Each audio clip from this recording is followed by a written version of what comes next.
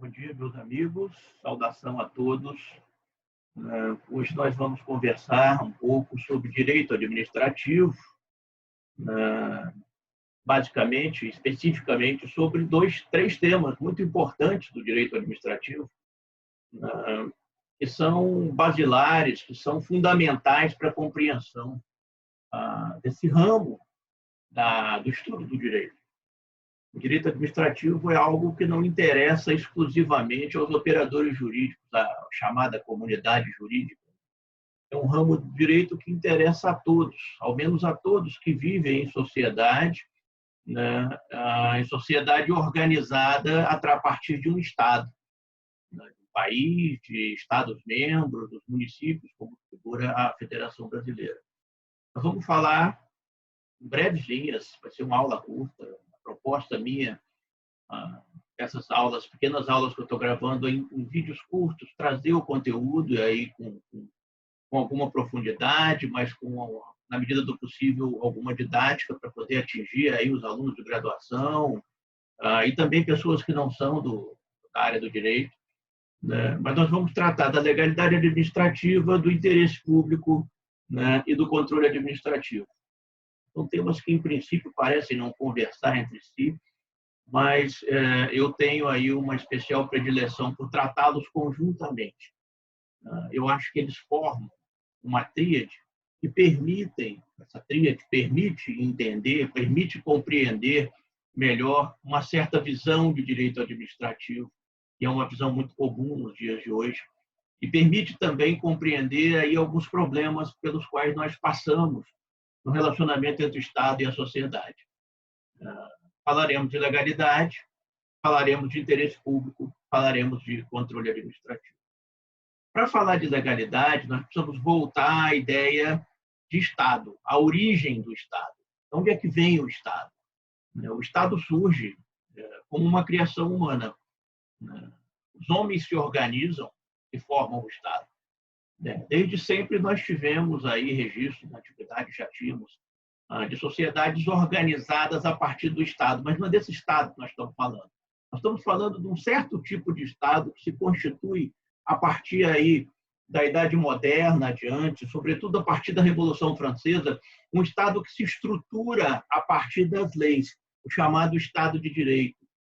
O Estado de Direito é um Estado concebido pelos homens e instituído a partir de um ordenamento jurídico. Os filósofos contratualistas usavam uma alegoria, eles chamavam de contrato social. Diziam que as pessoas se reuniram num dado momento para tentar encontrar soluções para problemas que elas viviam, que se convencionou chamar estado de natureza. O estado de natureza imperava a lei do mais forte. Os mais fortes subjugavam os mais fracos. Então, havia necessidade de constituir ou de instituir um ente mais forte que os mais fortes e que pudesse proteger a todos, que pudesse conferir aí uma certa estabilidade, segurança a todos, que pudesse tratar a todos com justiça. E aí as pessoas se reúnem, eu estou simplificando muito a história lá dos filósofos contratualistas, mas as pessoas se reúnem e combinam entre elas que elas abrem mão de parte da sua liberdade em favor de manter uma outra parte da sua liberdade. Imagine, no estado de natureza, se você é um fraco, se você é uma pessoa que não se integra ali ao rol dos mais fortes, você tem liberdade plena para fazer o que quiser, inclusive para subjugar o seu vizinho. Mas como você é fraco, você não consegue subjugá-lo. Então, é uma liberdade que você não exerce. Mas você tem essa liberdade, você pode subjugar o mais fraco. Ali no estado de natureza, não tinha uma ordem estatal para proteger o mais fraco. As pessoas resolvem, então, abrir mão das suas liberdades de subjugar o mais fraco, abrir mão de algumas liberdades, por exemplo. Como é que o Estado ia fazer a proteção dos indivíduos? Estaria a constituir ali autoridades policiais, ou o exército, no primeiro momento, depois nós temos hoje polícia. Precisa de dinheiro, então as pessoas topam não ficar com todo o resultado do seu trabalho, abrir mão de uma parte do resultado do seu trabalho em favor do Estado. Aí surge a figura odiada, a figura dos impostos, o tributo. O fato é que as pessoas aceitam abrir mão de parte da sua liberdade, né? E no que abrem mão de parte da sua liberdade, oferem para si uma proteção que não tinha, né? Uma proteção jurídica que não tinha, uma proteção estatal que não tinha. Então, no ambiente do Estado de Direito, no pós-contrato social, né, as pessoas mantêm uma parte da liberdade e elas renunciam uma parte da liberdade. Onde é que está esse contrato? Nós não vemos. Né? Modernamente, contemporaneamente, onde é que está esse contrato? Esse contrato é o direito. Né? É lá no direito, nos textos normativos, nas leis, na Constituição, está escrito, o direito traz isso. Né? O que nós abrimos mão e o que nós não abrimos mão. Qual é a parcela da liberdade que nós, como cidadãos, resolvemos manter e qual é a parcela da liberdade que nós, como cidadão, né, resolvemos renunciar. Então, professor, mas esse é um tema interessante, a gente podia ir até amanhã conversando sobre isso, mas o que tem a ver com legalidade? Tudo. Tudo. Percebam, eu estou dizendo a vocês, né, o que eu tenho direito e o que eu não tenho direito, o que eu mantive para mim como direito e o que eu renunciei, deixei de ter direito, está escrito no ordenamento, está escrito no contrato, e que esse contrato é o direito, com D maiúsculo. O ordenamento jurídico é que define. Portanto, se a ideia de legalidade é de vinculação das pessoas a uma lei, a um ordenamento, né, aí o conceito de legalidade tem tudo a ver com a formação do Estado e o contrato social, lá dos filósofos contratualistas, e assim sucessivamente. Mas tem muito mais a ver quando a gente estuda direito administrativo. E no direito administrativo, nós trabalhamos com duas noções de legalidade. Nós trabalhamos com uma legalidade comum, a legalidade que vige para o cidadão, e o cidadão é obrigado a cumprir as leis. Nós vivemos num Estado de direito, onde o governo é o governo não é o governo dos homens, é o governo da lei. E nós temos uma legalidade diferente, mais restrita para os agentes estatais, que são aquelas pessoas que colaboram com o Estado, as pessoas que representam o Estado. Para o cidadão, vale aquela regra do inciso 2 do artigo 5º da Constituição Brasileira. Ninguém é obrigado a fazer ou deixar de fazer, senão em virtude de lei. Então, para o cidadão, o que a lei não proíbe, ele pode fazer. Não havendo proibição legal, ele tem liberdade. O que isso tem a ver com o contrato social? Tudo. Onde é que está a parcela da minha liberdade que eu abri mão? Onde é que isso está escrito? No direito. Se não está escrito no direito, se não tem uma lei dizendo que eu não posso fazer, então eu posso fazer. Legalidade comum é essa. Não é proibido, é permitido. Para a administração valeria a mesma regra? Se para a administração a regra fosse a mesma, nós retomaríamos ao estado de natureza. Imaginem o poder público, né, podendo fazer tudo que não foi proibido. Não foi proibido, eu posso fazer. Uma lei diz assim, olha, você pode cobrar tributo, um imposto, o ICMS, que é o imposto estadual, na alíquota de 17%. É o que diz a lei. E nós estamos vivendo uma época complicada, temos uma pandemia na área de saúde, os governos estão precisando de dinheiro, a arrecadação está caindo. De repente, o governo resolve subir essa alíquota, sem lei, para 27%. O governo pode fazer isso? Se a legalidade comum, a regra do inciso 2 do artigo 5º da Constituição, valesse para os governos, valesse para o poder público, valesse para a administração pública, poderia. Não é proibido, não é permitido. O problema é que se a legalidade comum fosse aplicada à administração pública, nós não conseguiríamos fazer valer aquela parcela de liberdade que nós mantemos para nós. Por quê? Porque quando nós aceitamos a construção de uma lei, a edição de uma lei que fixa o imposto, o ICMS, a 17% sobre as operações de comercialização de mercadoria, nós não topamos 27%. Esses 10% a mais, eles integram aquela parcela de liberdade que nós mantivemos para nós. E se o Estado pudesse avançar sobre isso simplesmente porque a lei não proíbe, nós não teríamos proteção alguma, o contrato seria rompido. né? Exatamente por aquele que se propõe a fazê-lo cumprido. Aí a ideia de que a legalidade administrativa ela é estrita, diferentemente do que acontece com um cidadão, né, que pode fazer tudo que não é proibido por lei, o Estado só pode fazer o que é permitido por lei. E o Estado atua exatamente naquele limite da liberdade que nós, como cidadãos, renunciamos. Entendam, né? Quando eu estabeleço, em algum momento, no contrato social, na lei do ICMS, na Constituição brasileira, né, que determinada situação deve ser feita desse modo, o Estado precisa atuar rigorosamente pelo modo prescrito pelo legislador. Aí a ideia de que temos uma legalidade estrita e não meramente uma legalidade aberta. Uma legalidade estrita, chamamos de princípio administrativo da legalidade, ou princípio da legalidade administrativa. Para a administração, tem que seguir o direito. Se a administração quiser fazer qualquer coisa que não tenha forma, os caminhos prescritos no direito, a administração não pode fazer. Se ela o fizesse, o cidadão ficaria sem a sua proteção. Olha que interessante, olha como é que as coisas se organizam, como é que elas se ligam, né?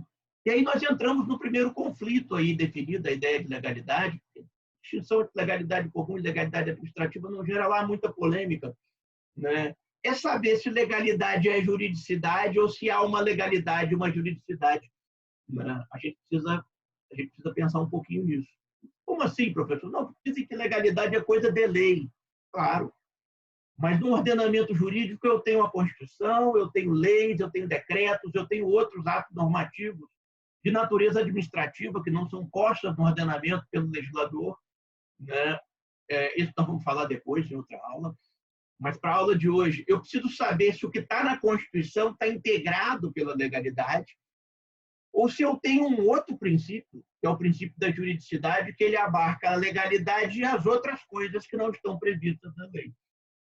E, por incrível que pareça, houve uma discussão doutrinária. E alguns autores defendem que há dois princípios, a legalidade e o princípio da juridicidade. A legalidade tem amparo nas leis e a juridicidade tem amparo na Constituição. Eu posso citar Romeu Bacelar, Maria Silvia Zanella de Pietro, são defensores dessa corrente. Uma segunda corrente define a ideia de juridicidade como íncita à ideia de legalidade. É como se a legalidade abarcasse também a Constituição, né? Nesse sentido, legalidade é juridicidade. Eu não tenho legalidade e juridicidade, eu tenho uma legalidade que é também juridicidade. Nesse sentido, a posição de Lúcia Vale de Figueiredo, Haddad Bedauar, Carmen Lúcia Antunes Rocha, a ministra Carmen Lúcia do Supremo. Então, nós temos aí as duas correntes, mas não há dissensão quanto à obrigatoriedade da pessoa obedecer às leis e à Constituição. Vejam bem, quem defende que há dois princípios entende que tem que cumprir a lei e a Constituição, o princípio da legalidade e o princípio da juridicidade. Quem defende que há um único princípio entende que tem que cumprir a lei e a Constituição sobre a ótica do princípio da legalidade.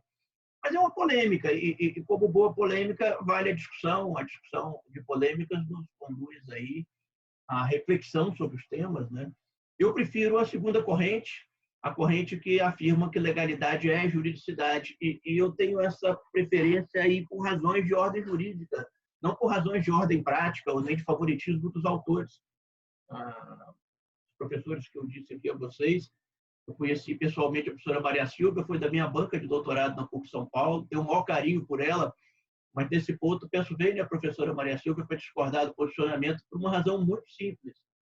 É que o Brasil adota, desde a Constituição de 1891, a primeira Constituição republicana, né, o modelo de controle difuso de constitucionalidade. Nós temos o controle difuso e o controle concentrado, mas o controle difuso marca uma realidade que é do direito brasileiro. É que no Brasil, por conta do controle difuso, ninguém pode aplicar a lei sem olhar para a Constituição. A aplicação das leis pressupõe um juízo de constitucionalidade.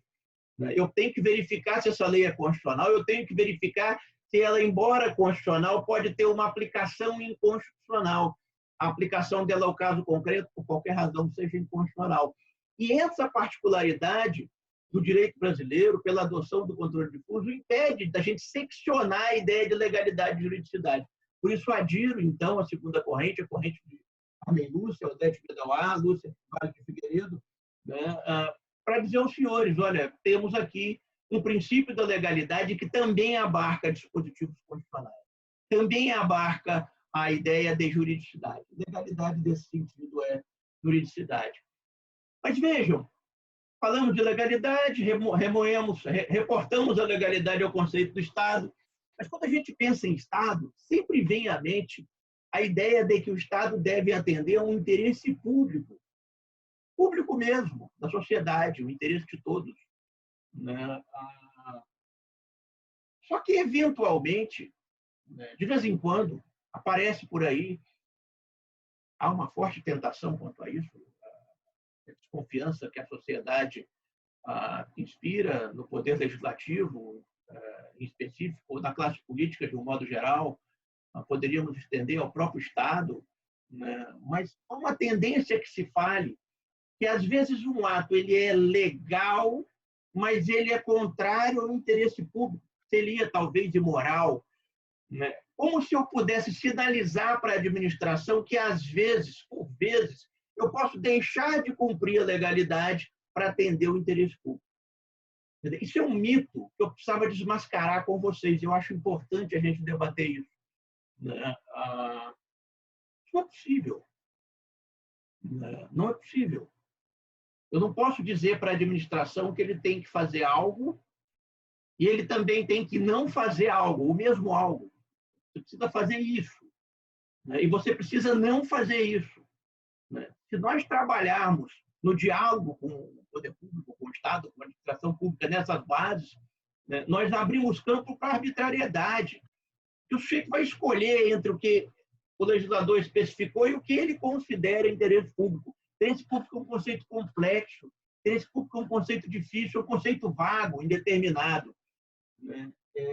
Quando eu fiz minhas pesquisas lá na PUC São Paulo, para o doutorado, resolvi estudar interesse público, eu precisava estudar interesse público, eu precisava entender. E eu fui às livrarias ali de São Paulo, na PUC tem uma livraria excepcional, fica no andar térreo da Faculdade de Direito, né? Tem muitos livros, quase todos os livros de direito administrativo são encontrados nessa livraria.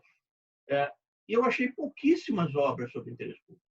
Temos algumas sobre supremacia do interesse público sobre o privado, mas o que é interesse público é uma discussão assim, difícil. As pessoas, às vezes, hesitam em enfrentá-las, né?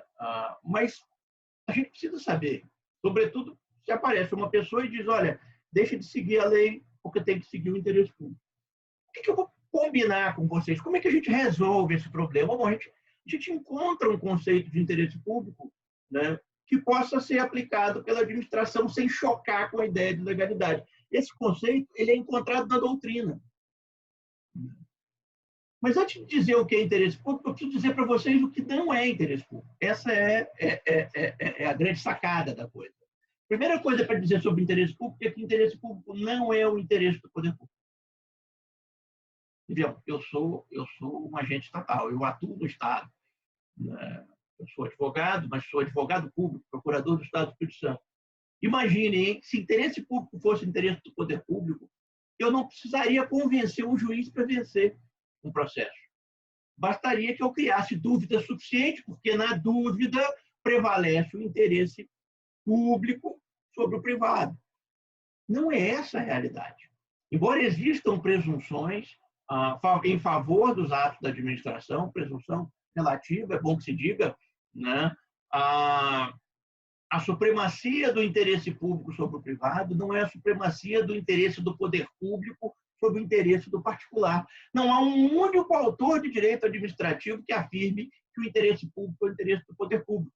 Mas a turma da administração, às vezes, inadvertidamente, meio que sem pensar, né, costuma levar essa ideia aí às raias do absurdo. Não é interesse do poder público. Também não é a soma dos interesses individuais. Se fosse, né, nós não protegeríamos interesses de minoria no direito. Vejam, se eu somo os interesses individuais, o número que eu acho mais alto na soma é o número que prevalece. E aquelas minorias que têm proteção constitucional, elas não vão ser atendidas? Não pode ser a soma. Diriam, então, é interesse da sociedade. O interesse da sociedade é um conceito quase tão vago, talvez mais vago que o interesse público. Vejam bem, o que eu faço com o interesse da sociedade? O interesse da sociedade é algo que alguém vai dizer que é o interesse da sociedade. Então, o problema do interesse da sociedade ser o interesse público é quem é esse alguém. Se eu pergunto para um sujeito de linha mais conservadora, né, a resposta pode ser uma. Se eu pergunto para uma pessoa de linha mais liberal, a resposta pode ser outra. Vou usar um exemplo comum, corriqueiro, da nossa realidade, do nosso tempo. A união homoafetiva. Vamos imaginar que um casal de pessoas com o mesmo sexo que dirijam um ofício de tabelionato para fazer um casamento. Né? E o tabelião precisa se resolver com ele lá, interpretando o direito, né? Se é possível casar pessoas do mesmo sexo ou não. Pode ser que exista lei tratando disso. No Estado, onde está o ofício de tabelionato, pode ser que não exista. Né? Mas, de uma forma ou de outra, em razão do princípio da vedação de não licite, qualquer intérprete tem que entregar uma resposta àquele que pretende ver o direito aplicado. Então, ele vai buscar o quê? Ele vai buscar a carga axiológica do sistema. E ele para e pensa, poxa, se eu não posso me seguir, me pautar numa ideia de legalidade estrita, aqui eu vou buscar a ideia de interesse público. Será que é conforme o interesse público eu casar pessoas do mesmo sexo? E aí esse tabelião resolve ligar para as pessoas que ele confia, pessoas que ele considera referência. E aí ele para e pensa, eu vou ligar para o meu líder religioso, o padre, o pastor. E ele encontra lá, o líder dele é uma pessoa muito conservadora. A pessoa vai dizer, não faça isso, meu filho. Casamento é coisa de família, e família é homem, mulher e crianças. Pronto. Eu tenho uma visão de interesse público que é muito próprio daquela pessoa conservadora. Foi consultada. Vamos imaginar que ele não seja tão religioso, ou que seja religioso, mas entendeu que isso não é assunto para religião, é assunto para conhecimento. Lembrou de um velho professor de direito, sujeito assim, liberal, no sentido liberal, não da economia, mas liberal nos costumes, né? Um sujeito, diríamos hoje, considerado de esquerda. Pergunta, olha, eu estou com um caso aqui no cartório, o que eu faço? Você não está entendendo, meu filho. A família mudou, o conceito é fluido. Né? Hoje, família é homem, mulher e filhos, homem, filhos, mulher e filhos. Né? O próprio Supremo Tribunal Federal reconheceu isso no julgamento. Pronto, eu tenho outro conceito de interesse público. E esse interesse público ele não pode se sobressair à ideia de legalidade, porque ele é fluido, ele varia conforme o intérprete. Olha que coisa horrorosa. O professor Marçal Justem Filho faz uma construção interessante, que serve para ajudar a resolver o problema. O professor Marçal Justem Filho diz que é de interesse público aquilo que atender ao princípio da dignidade da pessoa humana. Um princípio constitucional, né? Mas também é vago, muito vago. E aí o professor Marçal disse, olha, se atender à dignidade da pessoa humana, eu vou usar um exemplo antigo, todo mundo já usou. O primeiro livro que eu li, que estava esse exemplo, é o livro do professor Gustavo Tepetino, de Direito Civil, e ele falava sobre o caso do arremesso de anões. E havia ali uma questão sobre se o arremesso de anões, as pessoas se reuniam num bar, né, bebiam, e lá pelas tantas aparecia um anão e elas começavam a jogar o anão de um lado para o outro. Esse é o exemplo que eu criei, não, estou copiando. Que eu tive em sala de aula com o professor Francisco Vieira Lima Neto, meu orientador do mestrado, querido colega da UFS. Mas vejam bem, sob certa ótica, né, arremessar o anão atenta contra a dignidade dele. Poxa, olha que situação ruim. Só porque ele é pequenininho, as pessoas estão jogando ele para lá e para cá. Né? Então, proibiram lá no bar o arremesso de anão. Quando proibiram, alguém reclamou. Vocês acham que foram os caras que jogavam o anão? Não, foi o anão. Olha, eu fiquei sem emprego. Ofende a minha dignidade como pessoa, não tem emprego, eu não consigo sustentar minha família. Olha como é que a ideia de dignidade da pessoa humana também pode ser um conceito fluido. Mas é melhor, hein? É bem melhor que interesse da sociedade. É bem melhor do que soma ou somatório dos interesses individuais. Né? Por que ele é melhor? Porque ele é um conceito jurídico, e conceito jurídico suscita interpretações com base em outros conceitos jurídicos. Nós ganhamos uma moldura que nos permite a interpretação, focar a interpretação em caminhos admissíveis das respostas. Aí eu encontro, numa obra clássica de direito administrativo, né, um conceito de interesse público que não vai de encontro ao conceito do professor Massal e que ele é mais amplo. Né? Esse conceito está no curso de Direito Administrativo do professor Celso Antônio Bandeira de Mello. O professor Celso Antônio Bandeira de Mello diz que o interesse público ele é a síntese dos interesses individuais. Ele é algo que se apresenta em concreto, ele é algo que se apresenta, só no caso concreto eu sei o que é interesse público, né? Como correlato ao disposto no ordenamento. O professor Celso tem uma observação interessante quando ele diz, olha, não há interesse público que seja diferente do interesse de todo mundo. Não posso ter. Alguém tem que ter esse interesse. Mas ele também não é a soma do interesse de todo mundo. O interesse público é aquele interesse que o cidadão tem ou pode ter, ou ao menos devia ter, enquanto pessoa inserida na sociedade. O professor Celso usa um exemplo muito legal, que é o exemplo da desapropriação. Olha, Cláudio, você é proprietário. Enquanto proprietário, você tem um terreno. Provavelmente, individualmente, o seu interesse individual é que não exista um instituto da desapropriação. Para quem não sabe, nós vamos falar nas próximas aulas, a desapropriação é a retirada da propriedade de alguém, a expropriação, portanto, de um bem pelo poder público. Se eu sou proprietário, individualmente, pensando cá comigo, eu não quero que tenha desapropriação, não quero perder meu terreno, eu quero manter a minha propriedade. Agora, vejam bem, imaginemos que esse meu terreno não esteja às margens de uma rua. Para chegar no meu terreno, eu tenho que passar no terreno do vizinho. Vamos imaginar, então, que o vizinho não seja um cara legal, ele me cobra pedágio, ele me cobra um valorzinho para eu passar no terreno dele. Meu terreno passa a valer menos, porque eu tenho uma despesa para utilizar, eu tenho uma restrição de uso. Né? E aí eu começo a pensar, poxa vida, se o Estado pudesse comprar um pedacinho do terreno, pegar um pedacinho do terreno do vizinho da frente, para construir uma rua aqui onde eu moro, aqui no meu terreno ia ter uma utilidade maior. O que mudou? Eu sou a mesma pessoa, o mesmo proprietário do terreno, só que agora eu me manifesto enquanto um proprietário inserido na sociedade. Aquele cara do terreno lá da frente pode não gostar muito do que eu estou falando, mas de repente ele tem filhos. E os filhos não podem brincar na avenida que passa na frente do terreno dele, porque passa muito carro, é perigoso. Ele precisaria, então, que tivéssemos ruas mais afastadas, menos movimentadas, ou talvez praças. Ele dizia, poxa, se a administração pública pudesse pegar um pedacinho do terreno de cada um para fazer essas benfeitorias, então todos nós podemos ter algo como um interesse particular ou privado, enquanto indivíduo, permitam a redundância, individualmente considerado, fora da sociedade, enquanto indivíduo socialmente considerado, portanto, inserido na sociedade.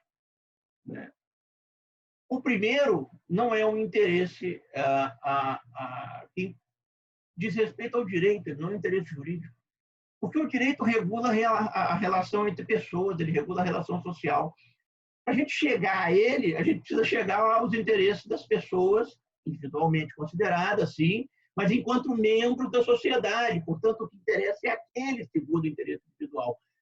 Onde é que está o pulo do gato do professor Celso? Para dizer, olha, alguns interesses individuais postos pelas pessoas enquanto membros da sociedade são assimilados pelo ordenamento. Esses são interesses públicos. Os que não são assimilados pelo ordenamento, eles são meros interesses privados. Então, o interesse público seria, para o professor Celso Antônio, algo como aqueles interesses que o cidadão tem, né, são sintetizados no ordenamento. O professor Celso tem uma frase interessante, né, em que ele fala que uma coisa é a estrutura do interesse público e outra é a inclusão do interesse público, o seu delineamento no ordenamento jurídico. Quando eu falo de administração pública, lembre-se, falamos agora há pouco de legalidade administrativa, de vinculação dos agentes estatais ao direito, né? A ideia de que a administração só pode fazer o que o direito permite. Bom, o interesse público para a administração pública só pode ser esse, assimilado pelo ordenamento. A ser de outro modo, eu vou precisar descumprir a ideia de legalidade, aí incluída, segundo a corrente que professo, a ideia de juridicidade.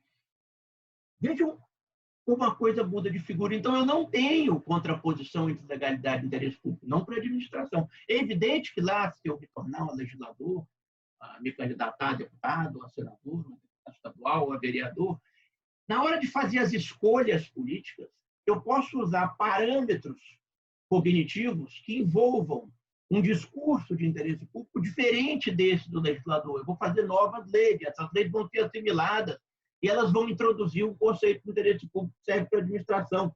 Mas não podemos misturar o interesse público do legislador do interesse público do administrador. O administrador tem que seguir a lei. Isso é importante para a compreensão do direito administrativo de hoje, sobretudo no Brasil. As pessoas já disseram por aí, está na doutrina, há o registro, que o direito administrativo é o poder. Poderes de autoridade conferidos ao Estado. Vou arriscar a expressão francesa, eu evidentemente não falo francês, puissance publique, da teoria de Maurice Hariot. Vejam, é sim, em certa medida, o direito administrativo é poder. Mas ele não é poder pelo poder, ele é o poder para prestar um serviço, para atender a sociedade. O direito administrativo traz, então, a ideia de regras de organização de um serviço público, de órgãos, de agentes que atuam para prestar serviço. Isso é uma segunda doutrina lá do direito francês, Léon Duguay, acho que é assim mesmo que fala, se não for, me perdoem. Então, o direito administrativo é poder, direito administrativo é serviço, mas direito administrativo é, sobretudo, controle. E as pessoas talvez não lembrem sempre de fazer essa menção. Por que interesse público é controle? Porque a administração pública é a atividade daquele que não é proprietário, já dizia Rui Cirne Lima, daquele que não tem a disposição da coisa ou do negócio administrado. O administrador público, lembrem lá do contrato social, ele administra recursos alheios, é o imposto que nós pagamos para nos atender. O poder de cobrar imposto para prestar o serviço mediante controle. Isso traz uma série de consequências para a realidade administrativa. A administração é mais rígida do que um privado. Ela está submetida a controles, ela tem que seguir a lei. Isso encarece as prestações. E aí, qualquer comparação que se faça, e está na moda compararmos, a administração não é eficiente, a empresa privada, ela é descabida, evidente. Vejam bem, o Estado do Espírito Santo comprou remédio para o analgésico para entubar lá no tratamento da Covid, no respirador. Aí ele fez uma licitação e conseguiu um preço. Mas na Drogazil é mais barato. Fiz o merchan da farmácia. Por que vende barato mesmo? Drogazil, Pacheco, as grandes redes. Por que é mais barato? Eventualmente, eu tenho lá um final de estoque na farmácia. E que se o cara não vender, ele vai perder a mercadoria, ele baixa o preço. Essas grandes redes, elas trabalham com um estoque de alto giro. O poder público, por sua vez, ele compra para atender uma demanda, ele não pode ter sobra, ele não pode fazer promoção. Faz muito sentido. Há um custo por trás da atividade de controle. A farmácia paga lá os funcionários dela para vender, a contabilidade, a parte financeira, a parte jurídica, tem isso. Mas o poder público, além disso, paga todo um aparato de controle. Esse aparato de controle tem que existir, porque senão o sujeito ele esquece da legalidade e ele bota o dinheiro no bolso. Nós temos controle para nos proteger, inclusive, da corrupção. E isso tem um custo. E é um custo que é do jogo. No Brasil, nós temos um sistema de controle pesadíssimo. um sistema que envolve controle prévio, controle interno, feito pela própria administração, e um controle posterior, né, um controle externo, feito pelos chamados órgãos de fiscalização e controle. Todo mundo controla. Portanto, quando se fala que é ruim ter servidores públicos estáveis e independentes, se desconhece, né, que esses servidores públicos estáveis e independentes controlam a atividade administrativa. Né? Se vocês acham, e a maioria das pessoas acham, há pesquisas, que os políticos não são confiáveis, né? Há uma burocracia, a burocracia tem uma série de problemas, que vamos ver dali a pouco, mas há uma burocracia que limita, engessa, né, no bom sentido, né, a ideia de malversação de recurso público, ou a própria corrupção, controle interno, realizado pelas controladorias. Né? No âmbito federal, nós temos o Ministério de Transparência e Controle, antiga Controladoria Geral da União. No âmbito do Estado do Espírito Santo, nós tínhamos a Auditoria Geral do Estado, hoje chama Secretaria de Transparência e Controle. Nós temos aí as controladorias, e é feito também pelas procuradorias ou pela advocacia pública. Por quê? Porque a advocacia pública tem a função de uniformizar a aplicação do direito na esfera administrativa. Se administrar envolve cumprimento de legalidade e realização do interesse público, e se o interesse público também tem a ver com legalidade, administrar, no fundo, é aplicar o direito. E em sendo aplicar o direito, olha que coisa interessante, né? A ideia de que há pessoas que uniformizam a interpretação do direito na esfera administrativa confere ao administrado a segurança reclamada pelo contrato social. O controle interno ajuda a dar segurança ao indivíduo. Né? Mas se o controle interno não funcionar, eu tenho um controle externo. Né? A atividade administrativa ela é, via de regra, executada pelo Poder Executivo. Né? Embora a gente saiba que as funções administrativas, legislativa e jurisdicional não se confundam com os poderes, porque o legislativo e o judiciário também exercem função administrativa, por exemplo, quando fazem concurso, quando realizam uma licitação, mas, via de regra, eu tenho ali o executivo praticando atos de função administrativa, é o executivo que presta os serviços públicos. Pois é, o próprio Constituinte estabeleceu o controle legislativo, feito pelo Poder Legislativo, que é dado com o auxílio dos tribunais de contas que todos nós conhecemos. O Tribunal de Contas revisa sobre os aspectos jurídicos, de economicidade, todos os atos da administração.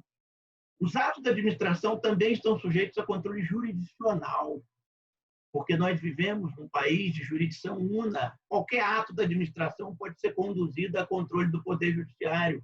Então, o controle jurisdicional é realizado pelo Judiciário, né, mediante provocação. Provocação de quem? De um órgão muito importante na defesa da sociedade, o Ministério Público. Né? É o advogado da sociedade, está lá na Constituição, artigo 127, 129 ali. O Ministério Público propõe as suas ações para corrigir equívocos da administração, né? Equívocos jurídicos, para controlar a atividade administrativa. A própria advocacia pública pode propor demandas contra a administração. Né? Embora possa parecer estranho, né? Mas o controle externo, jurisdicional, praticado pela administrativa, pela advocacia pública, ela é o fechamento de um sistema de controle interno que precisa ter força para se impor. Né? E pode ser realizado por provocação do próprio cidadão. Né? O cidadão lesado, administrado, que sentiu que o seu direito não foi preservado, que ele sofreu um abuso estatal, ele contrata um advogado, ou então pode se valer de uma outra instituição fundamental que existe no Brasil, que é a Defensoria Pública, né? Que presta a assistência aos hipossuficientes, né? Aos que comprovarem insuficiência de recursos. Olha que coisa bacaninha. Né? Eu tenho a administração agindo sobre limites legais, eu tenho a própria administração se controlando, uma espécie de autocontrole, que é o controle interno, e eu tenho pessoas que estão fora do Poder Executivo, fora do âmbito da administração, função administrativa, controlando. Mas esses caras também são administração, porque o Ministério Público, a Advocacia Pública, a Defensoria Pública são órgãos do Estado. Os advogados privados não são órgãos estatais, mas eles estão elencados pelo Constituinte entre as funções essenciais da justiça. Né? Há uma burocracia que atua, né, controlando a atividade administrativa. Vejam, esse controle administrativo, embora se diga que ele possa tornar a administração mais cara, ele pode ser, sim, um controle do bem. Né? É um controle para coibir a corrupção, é um controle para não deixar que o dinheiro público seja desperdiçado. Né? Mas há, meus amigos, sim, abuso da atividade de controle. Nós precisamos trabalhar aí bem esse ponto. Né? Vou dar um exemplo de abuso, e é bom esse exemplo, porque o legislador está nos ajudando a resolver o problema, né? Que é a ideia da responsabilização por opinião jurídica. Né? Então, um gestor pratica um ato fundado numa interpretação, pode ser dele ou pode ser da Procuradoria, ouviu lá em parecer, a Procuradoria disse que era para fazer desse modo, chega lá adiante, o controlador externo, o promotor, membro do Ministério Público, ou defensor público, em defesa do cidadão deficiente, entende que está errado ali o que foi feito. Né? Bom, se está errado, você judicializa a questão e vamos corrigir o ato, um ato ilegal precisa ser corrigido, é para isso que serve o sistema de controle. O próximo passo é que não devia ser dado. Você extrair da ideia segundo a qual alguém pratica um ato ilegal, na sua leitura, né, suscita a necessidade de responsabilização. Isso tem consequências perversas no seio da administração. O sujeito, quando é controlado, não apenas para corrigir os equívocos, ou seja, o controle administrativo do bem, mas apenas para impor sanção, ele fica conservador. Isso desestimula a atividade criativa na esfera administrativa, desestimula algo que poderia resultar em prestação de um serviço melhor para a sociedade, o que eu chamo de conservadorismo de baixa eficiência.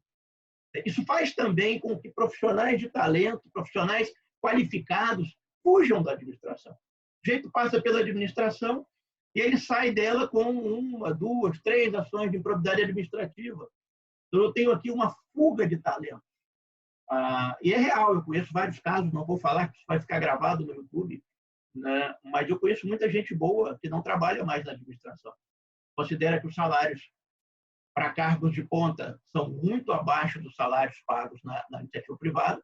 De um modo geral, o servidor público ganha mais do que o empregado privado, mas o topo, cargos de ponta, onde se busca ali aquela pessoa que vai resolver o problema, o secretário de Estado, o subsecretário de Estado, o diretor de autarquia, a realidade é baixa. Né? O cara foge da administração. E essa atividade de controle, se não for repensada, ela vai fazer com que só fique na administração aquele cara que ou não é qualificado ou então mal intencionado. Porque o mal intencionado, ele bota o dinheiro no bolso e vai pagar o advogado, ele vai se defender lá na questão de propriedade. Né? Vejam, é tão ruim essa ideia de imposição de sanção por divergência de opinião, que a própria lei de abuso de autoridade, quando tratou do sancionamento dos controladores, disse que não é possível sancioná-los quando houver divergência de interpretação de lei ou da avaliação dos fatos. Está na lei de abuso de autoridade, lei 13.869 de 2009, artigo 1º, parágrafo 2º. Vejam, não é para punir. Ou se for para punir, que se considere, inclusive, os elementos subjetivos, dolo, culpa. É preciso verificar se o servidor teria condição de antever que a sua conduta seria contrária ao direito. Não basta dizer que você discorda. Né? Isso chama, lá na teoria geral do direito, predeterminação formal do direito. Né? Aquela possibilidade de sujeito perceber que, se ele for num sentido, ele vai ser punido. Então, ele recua e vai em outro sentido. Mesmo a burocracia, aquela burocracia que nós chamamos de burocracia perniciosa, o servidor que se considera leniente, o servidor que se considera despreparado ou preguiçoso, né? Ela pode ser, sim, moldada por ferramentas de capacitação. Né? Nós precisamos combater, sim, a burocracia perniciosa, é o mau servidor. Está vindo aí uma reforma administrativa, espero que dê conta do problema. Então, combater também a burocracia opressora, que é o excesso, o abuso no ato de controle.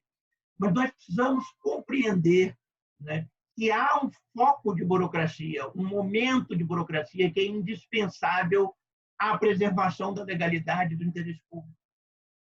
Essa burocracia, sem ela, não há controle administrativo. E sem controle, nós ficamos na mão do gestor, sobretudo do gestor mal intencionado. Sem controle, nós voltamos ao estado de natureza, nós voltamos aos governos do absolutismo monárquico, em que o que valia era a vontade do rei, em que se colocava para a resolução dos problemas, era aquilo que se dizia: beneficia o amigo do rei, aos amigos tudo, aos inimigos a lei. Né? Eu queria que vocês pensassem sobre esses temas. Né? Me despeço com um forte abraço, né? Agradeço a atenção por terem assistido a aula. Né? Um bom dia a todos.